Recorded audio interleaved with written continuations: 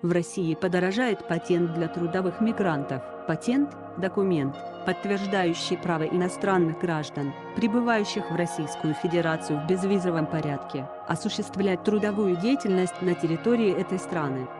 Каждый год почти 2 миллиона мигрантов работают на основании патента в России. Власти некоторых областей России планируют повысить стоимость патента для трудовых мигрантов в 2022 году, сообщают местные СМИ.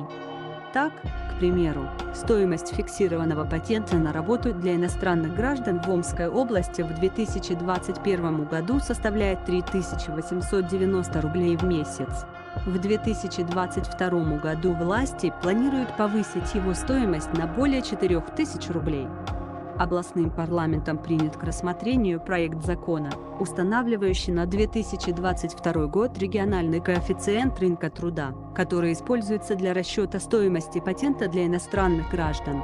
На 2022 год региональный коэффициент рынка труда планируется увеличить на 7% относительно 2021 года, что, соответственно, приведет к росту стоимости патента для иностранных граждан, отмечается на сайте omskregion.info. В Тюменской области также планируется увеличение стоимости патента для иностранцев. Региональный коэффициент в 2022 году в Тюменской области предлагается сохранить на уровне 2021 года и установить его в размере 2,636.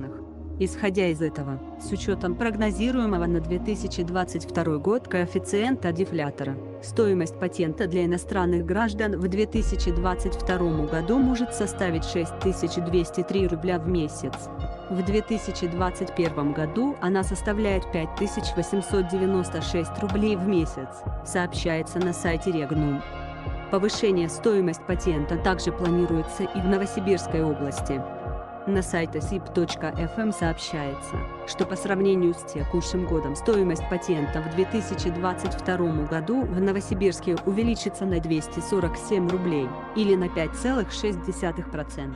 Стоимость патента в Новосибирске в 2021 году составляет 4428,9 рубля. Сахалин и Магадан повышать не будут.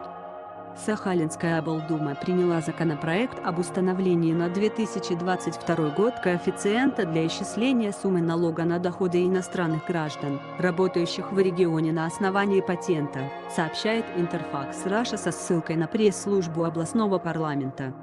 По данным пресс-службы, на 2022 год этот региональный коэффициент в Сахалинской области останется на уровне 2021 года в размере 2,89.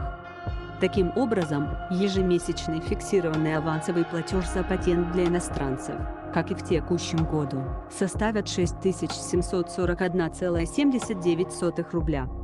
В правительстве Магаданской области для борьбы с нехваткой рабочих рук на крупных стройках и вовсе планируют в 3 раза снизить стоимость патента для трудовых мигрантов в 2022 году, сообщает Висма.Today.